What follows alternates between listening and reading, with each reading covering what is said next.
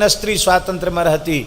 मनु जी कोई दुश्मन नहीं है, वो यही चाहते हैं कि ये सारी सृष्टि पवित्र बनी रहे, और पवित्र तभी होगी जब नारी देह की पवित्रता को सुरक्षित रखा जाएगा, और वो बिना पातिव्रत के संभव नहीं।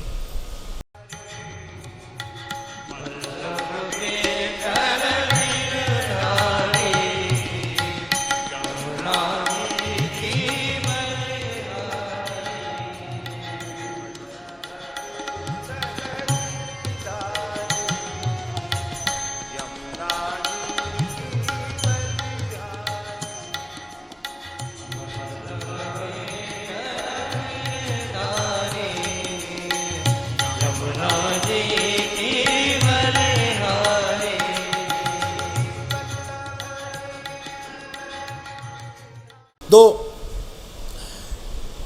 पातिव्रत का पालन इसलिए आवश्यक है कि संपूर्ण सृष्टि का मूल नारी है। नारी देह की पवित्रता ही पवित्र सृष्टि का आधार है। संतान में पुत्र हो अथवा पुत्री, उसमें जो विशेष गुण आते हैं वो पितृ परंपरा के नहीं आते हैं, पति की परंपरा के नहीं आते हैं। विशेष गुण मातृकुल के आते हैं, और विशेष गुण माता के आते हैं। माता के इसलिए आते हैं क्योंकि माता के ही खाए पिए अन्न से रस बनता है, और उसी से उस संतान का, पुत्र हो या पुत्री, उसका पोषण होता है।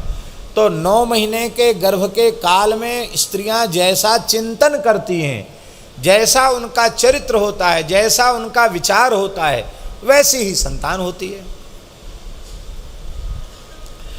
तो पवित्र सृष्टि का मूल स्त्री शरीर है, इसलिए स्त्री शरीर की पवित्रता का बहुत विशेष ध्यान दिया गया है हमारे शास्त्रों में।